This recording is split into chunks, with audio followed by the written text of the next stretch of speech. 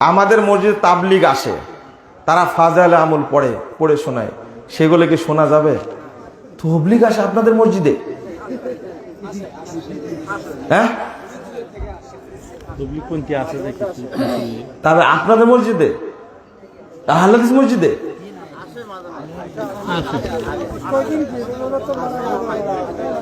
মানা তো করবেন না। হানাফি মসজিদের অভাব আছে নাকি? না তবলিগের মসজিদের অভাব আছে? না, যেগুলো শিক্ষা দেয় এগুলো কোরআন হাদিসে আছে? আস্তাগফিরুল্লাহ, আস্তাগফিরুল্লাহ। না, এনাদেরকে বলবেন আসছেন আপনারা থাকেন, চলে যাবেন, কোনো আলোচনা করতে পারবেন না। এই যে মসজিদে গোল হয়ে বসে যে আলোচনা করে, এটাই হলো বেদাত একটা। আপনাদের মাথার চুল কাটা, মুরব্বীদের মাথা চুল বড় হয় না ওদের, জানেন? কতটা উদাহরণ দিবেন। আপনার মসজিদে আসলে আপনারা কুলুপ নেওয়া শিখবেন, জানেন এটা? তবলিগ করে বেড়ি খায়, পাগড়ি যত লম্বা, দাড়ি তত লম্বা, বেড়িও তত লম্বা। পেপসি, আরসি, টাইগার খাওয়া যাবে কি? পেপসি আরসি তো বুঝলেন, টাইগার খাবেন কেন? হারাম তো। টাইগার মানে কি? বাঘ না? টাইগার খাবেন কেন? না কি ঘটনা, কি বলতে চাচ্ছেন? ও টাইগার কমল পানি আছে, আর কিছু নাম দিতে পারেননি? পায়খানা নাম দিলে তো হতো। শুনলেন, এগুলো শরীরের জন্য ক্ষতিকর, এগুলো খাবেন না। তবে এগুলো হারাম না। এগুলো কি? হারাম না।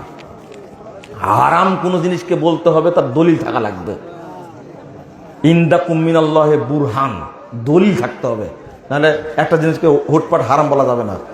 মসজিদের মেহরাবের উপর লা ইলাহা ইল্লাল্লাহ মুহাম্মাদুর রাসূলুল্লাহ লেখা যাবে কি? যাবে না। আমাদের মসজিদের মুয়াজ্জিন বেদাতির সাথেও থাকে, হকের সাথেও থাকে। কেমন কথা বললেন এটা? মানে মিলাদও পড়ে না, এই ধরনের মুয়াজ্জিন রাখবেন না, এর মধ্যে নিফাক আছে। কি আছে? আজকের মাহফিলে এক কিয়ামত সংগঠিত হওয়ার সময় কি কাবা অক্ষত থাকবে এবং পৃথিবীর সব মসজিদ থাকবে এক মক্কার দিকে অগ্রসর হবে। ডাহা মিথ্যা কথা এটা। কিয়ামতের আগে কাবা বেড়ে ভেঙ্গে চুরমার করে দিবে, বুখারীর হাদিস। এটা কিভাবে অক্ষত থাকে?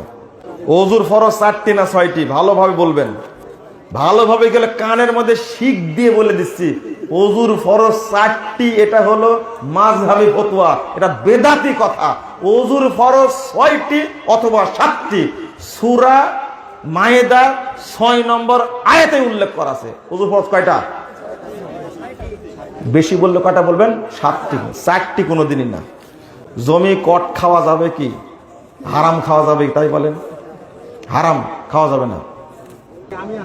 আমি আপনাকে খুব ভালোবাসি। দেখতো কি লিখছে এটা? এই কথা যদি মহিলারা শুনে কি বুঝবে বলেন? আলোচনা শুনি আলহামদুলিল্লাহ।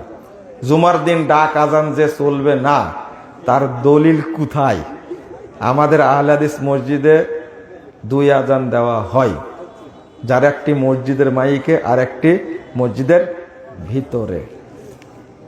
শোনেন, 2 আজান দেওয়া এখনো জায়েজ।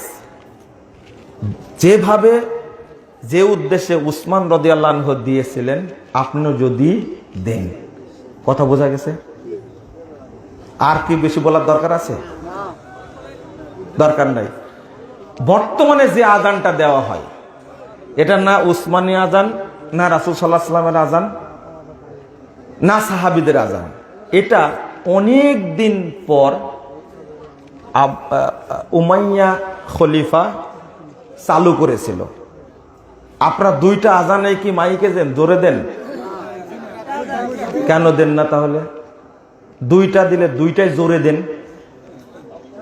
তবে যে উদ্দেশ্যে উসমান রাদিয়াল্লাহু আনহু দিয়েছিলেন, ওই উদ্দেশ্যে আপনি দেন না।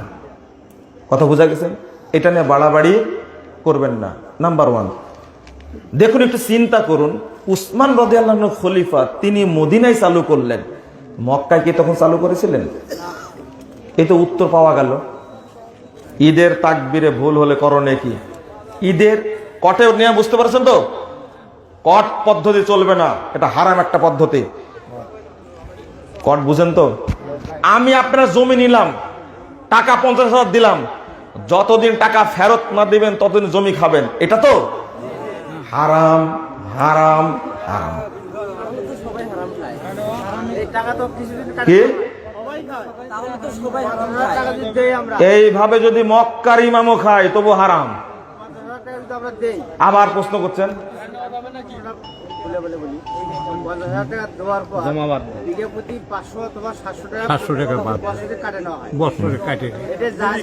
এটাই হলো কৌশল, জায়েজ করার কৌশল। ইবলিশ শিখাইছে, এটা মানুষের শেখান না। এই প্রশ্নের উত্তরগুলো প্রশ্নোত্তর আরকানুল ইসলাম বইয়ের মধ্যে দিয়ে রাখছি, আমাকে খাটাই নিন আপনারা। ঈদের তাকবীরে ভুল হলে করণীয় কি? কিছুই করণীয়। ঈদের তাকবীরে ভুল হলে লোকমা লাগে না, এটা তাকবীরে জায়েদা। জাযাকুমুল্লাহ খাইরান। সুবহানাকাল্লাহুম্মা ওয়া বিহামদিক আশহাদু আল্লা ইলাহা ইল্লা আনতা আস্তাগফিরুকা ওয়া আতুবু ইলাইকা। ওয়াসসালামু আলাইকুম ওয়া রাহমাতুল্লাহ।